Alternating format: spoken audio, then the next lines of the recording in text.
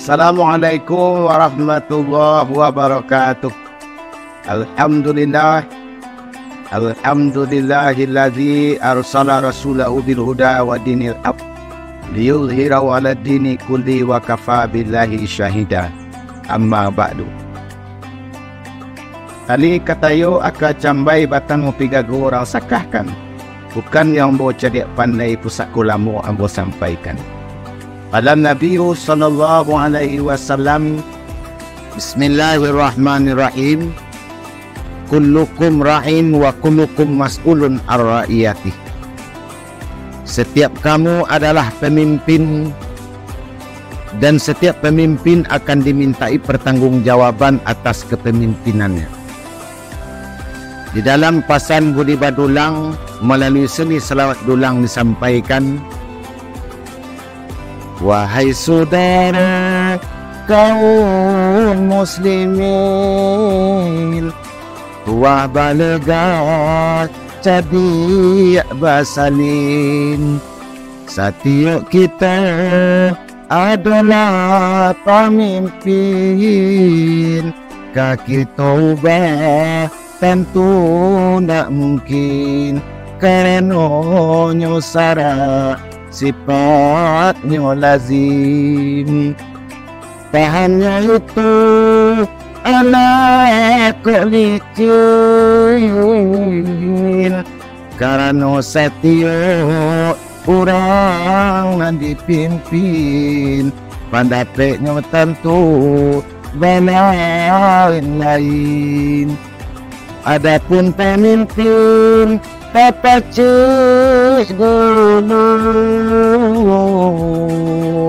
di Minangkabau disabui penghulu beben bere sing dulu batu mempunyai hutang nan indah ditunggu.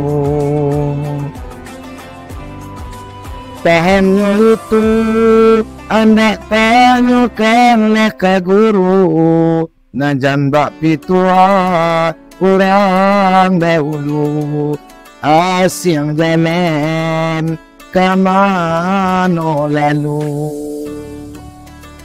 Maka seorang pemimpin wajiblah baraja dan baguru. Minimal seorang pemimpin memiliki sifat pertama arif, yang kedua bijaksana. Arti arif iaitunya kenal kepada diri dan kenal terhadap alam. Kenal kepada diri, pada hakikatnya kita kenal kepada Allah. Man arafa nafsah faqad arafa rabbah. Barang siapa yang kenal akan dirinya, maka kenalnya akan Tuhan. Yang kedua, kenal akan alam.